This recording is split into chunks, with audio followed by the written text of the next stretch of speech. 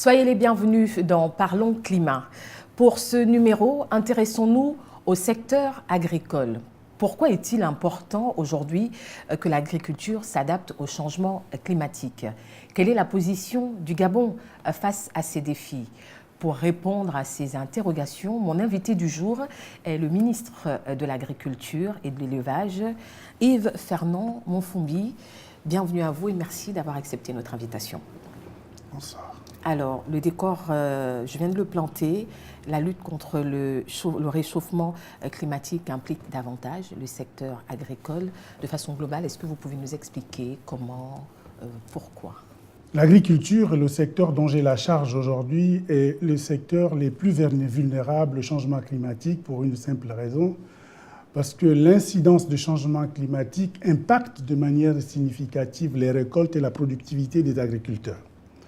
Donc aujourd'hui, si nous considérons que les changements climatiques ils peuvent être soit une hausse précipitation ou une basse précipitation, c'est là qui engendre soit les inondations ou la sécheresse, tout en sachant très bien qu'en ce qui concerne l'agriculture, pour faire de l'agriculture, on a besoin de 3 éléments, sinon 3 ressources naturelles importantes, qui sont la terre, l'eau et l'air à travers la photosynthèse de la forêt. Donc aujourd'hui, compte tenu de cette incidence à la fois de l'agriculture sur les changements climatiques et des changements climatiques sur l'agriculture, il y a nécessité de s'adapter. Donc aujourd'hui, nous devions nous adapter en tenant compte de ces conditions climatiques. Mais nous adapter nous envoie donc quelle est alors la position du Gabon par rapport à ces changements climatiques. L'agriculture gabonaise face à ces exigences de lutte contre le changement climatique. Bien. Ce qu'il faut d'abord souligner ici, c'est que sous la haute inspiration, la très haute inspiration du président de la République, chef de l'État, son Excellence Ali Bongo Ondimba, qui a proposé aux Gabonais un nouveau modèle économique qui intègre non seulement le bien-être humain, l'équité sociale, la conservation de l'environnement pour une croissance durable, a permis donc à notre pays de nous engager dans un développement durable basé sur la maîtrise des émissions de gaz à effet de serre. Pour le cas du Gabon précisément et le secteur dont j'ai la charge, c'est 2% des émissions de gaz à effet de serre produits par le Gabon, pour ce qui est de l'agriculture. Alors, s'agissant des engagements du Gabon, par rapport à l'accord de Paris, à quel niveau en est-on dans la mise en pratique de ces engagements? Bien. Il ne faudrait pas que nous considérions que les exigences des changements climatiques et l'accord de Paris sont un élément bloquant pour le développement du secteur agricole. Bien au contraire, nous pensons que nous devions profiter de ces exigences pour pouvoir transformer le développement du secteur agricole et avoir comme opportunité aujourd'hui ces exigences. Aujourd'hui, ce qu'il faut retenir, c'est que nous devions aller vers une agriculture climato-intelligente. Ces accords recommandent donc la mise en place d'une agriculture climato-intelligente, c'est-à-dire une agriculture qui doit se faire à base de matières organiques au lieu de produits chimiques. Ça voudrait dire que nous devions davantage faire la promotion des produits labellisés bio. Est-ce que le Gabon a entamé ce processus justement ou est dans cette démarche? Nous pensons que conformément au plan de relance de l'économie et les acteurs du secteur tels que Orta autant pour moi, s'inscrit en droite ligne avec cette démarche d'une agriculture climato-intelligente. Monsieur le ministre, tout pays rêve d'être autosuffisant avec tout ce que vous venez de nous dire ici. Comment travailler donc la terre de façon concrète? Quelle agriculture pratiquer? Vous venez de le détailler, mais le cas précis du Gabon à ce jour. Quelle agriculture pratiquer? La solution adaptée en tenant compte des changements climatiques pour notre agriculture, c'est naturellement l'agriculture climato-intelligente, qu'il faut d'abord développer et promouvoir. Je m'explique. Parce qu'il y a 3 piliers qu'il faut aujourd'hui essayer de développer et promouvoir auprès des agriculteurs et l'ensemble des acteurs du secteur. Premier pilier, c'est la sécurité alimentaire et le bien-être des agriculteurs. Ça voudrait dire quoi? Ça voudrait dire comment, à périmètre constant, nous faisons le nécessaire pour pouvoir augmenter la productivité, parce que garantir la sécurité alimentaire, c'est augmenter la production des biens de consommation des compatriotes nationaux. Et d'autre part, il faudrait bien que l'augmentation de cette production contribue à améliorer les revenus des agriculteurs. Donc voici pourquoi nous pensons qu'en allant vers cette agriculture climato-intelligente, cela va permettre, de garantir la sécurité alimentaire des populations et le bien-être des agriculteurs. Deuxièmement, ça va permettre d'adapter cette agriculture au changement climatique. Et l'adapter, ça voudrait dire tout simplement renforcer la résilience aujourd'hui du système agricole alimentaire en tenant compte effectivement des exigences du moment, à savoir comment utiliser de moins en moins les engrais chimiques et utiliser la matière organique, à savoir les bio-intrants. Troisième élément qu'il faut, comme troisième pilier qu'il faut pour ce qui est de notre agriculture, c'est comment aller vers l'atténuation, parce que l'adaptation est une chose, mais il faut aller vers l'atténuation aujourd'hui des émissions de gaz à effet de serre, donc les changements climatiques. Et c'est cette atténuation-là qui va nous permettre de réduire de manière significative. Mais comment les réduire? Il faudrait que nous puissions aujourd'hui développer en son sein, c'est-à-dire tout en cherchant à développer cette agriculture climato-intelligente, nous devions mettre en place une agriculture appelée l'agroécologie, l'agroforesterie et l'agrocarburant, et surtout l'initiative 4 pour 1000.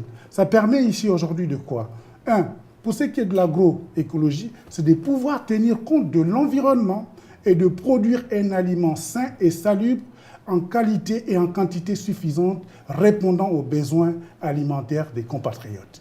Et si nous le faisons, et nous pensons que cela s'inscrit en droite ligne avec le plan de relance dans son volet agricole, qui a considéré effectivement l'agriculture comme étant non seulement le premier moteur de la croissance, mais aussi l'agriculture comme étant le levier de diversification, mais surtout un gisement d'emploi. Mais tout ça, pour terminer, madame, s'il vous plaît, c'est pour vous dire aujourd'hui, il y a une méconnaissance de l'importance de l'agriculture et de la forêt en ce qui concerne le changement climatique. C'est justement pour ça que je voulais prendre la parole. Vous parliez de promotion. Aujourd'hui, les politiques mises en place au Gabon, s'agissant de l'agriculture, on en parle tous les jours. Est-ce que ça prend au niveau de la jeunesse? Qu'en est-il de la formation? Est-ce que les jeunes tendent à s'orienter vers ce retour à la terre auquel les a invités le chef de l'État et tous les acteurs? Nous pensons qu'aujourd'hui, l'ensemble des stratégies sectorielles qui sont déployées par le département dont j'ai la charge aujourd'hui commencent à donner des fruits. Je m'explique. Premièrement, aujourd'hui, quand nous pensons qu'il faut aujourd'hui reconnaître l'importance de l'agriculture et de la forêt, cela va permettre de gagner en termes d'atténuation et de réduction des gaz à effet de serre de 20 à 60% d'ici l'horizon 2030. En quoi faisant?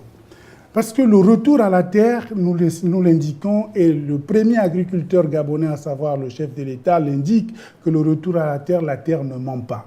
Et la terre ne ment pas, la terre permet de restituer la dignité humaine à l'ensemble des compatriotes. Et nous invitons aujourd'hui la femme et les jeunes à pouvoir s'investir dans la terre. Mais ne voyons pas l'agriculture comme étant l'agriculture au stade primaire. Non, regardons l'agriculture dans les chaînes de valeur. Donc, investir aujourd'hui dans l'agriculture, c'est investir dans les chaînes de valeur. C'est-à-dire de la production jusqu'à la commercialisation. Chaque maillon nécessite la mise en place des nouveaux métiers. Et ce sont ces nouveaux métiers que nous interpellons la jeunesse gabonaise à pouvoir s'impliquer. Une chose est de produire bord champ, mais l'autre chose est de savoir de se faire de cette production bord champ, la transformer pour créer effectivement de la valeur ajoutée. Et c'est là où nous pensons que les nationaux doivent s'investir. Et l'appel ici est encore lancé une fois de plus pour que la jeunesse s'intéresse. Et là, les partenaires comme la BAD, les partenaires comme la FAO nous accompagnent de manière active pour mettre en place l'entrepreneuriat agricole. Et en collaboration au niveau du gouvernement, avec mon collègue en charge des petites et moyennes entreprises, nous comptons mettre en place, et l'étude est déjà lancée, sur les incubateurs dans le secteur agricole.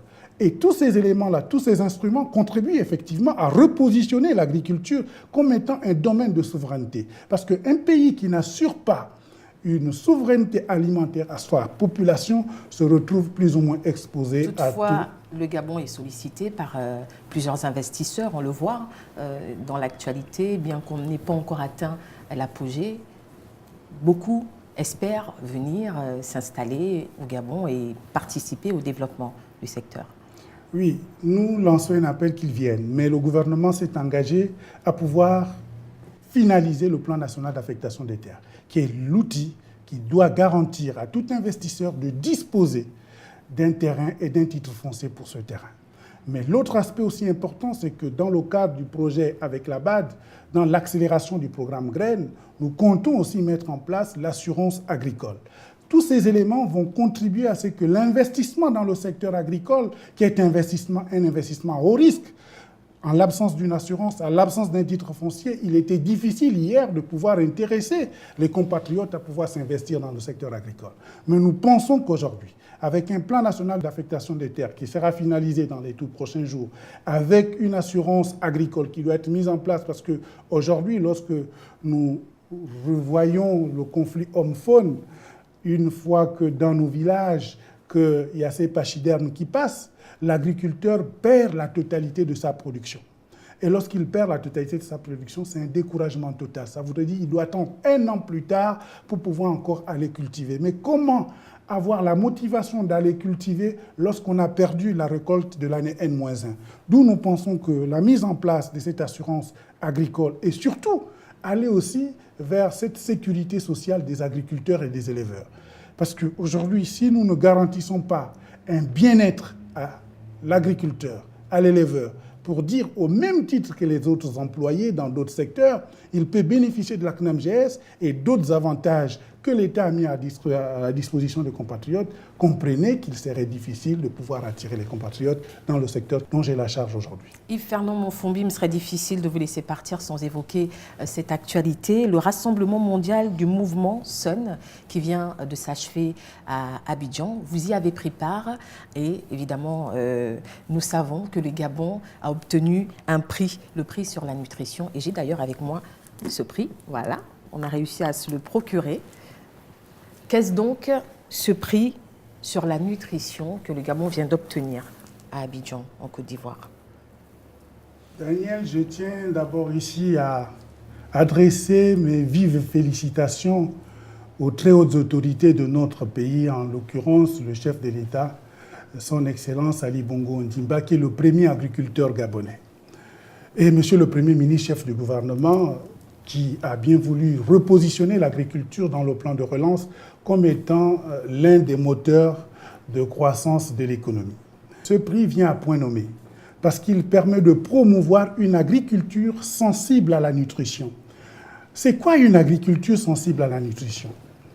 Une agriculture sensible à la nutrition, c'est comment aujourd'hui nous devons amener les producteurs à produire un aliment sain et salubre. Parce qu'aujourd'hui, nous constatons seulement à la fin les questions de malnutrition au niveau de la santé publique.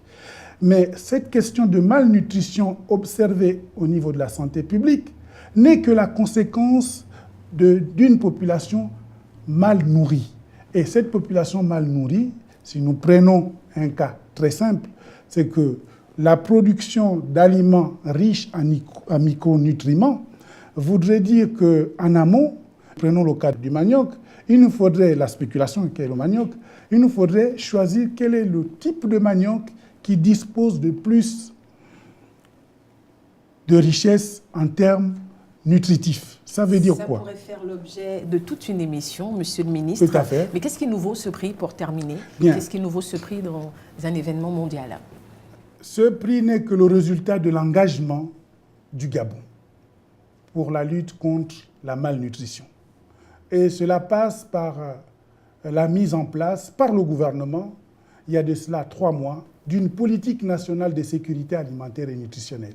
Depuis longtemps, notre pays a 2 politiques publiques, garantir la sécurité alimentaire et nutritionnelle et valoriser le potentiel agricole de notre pays.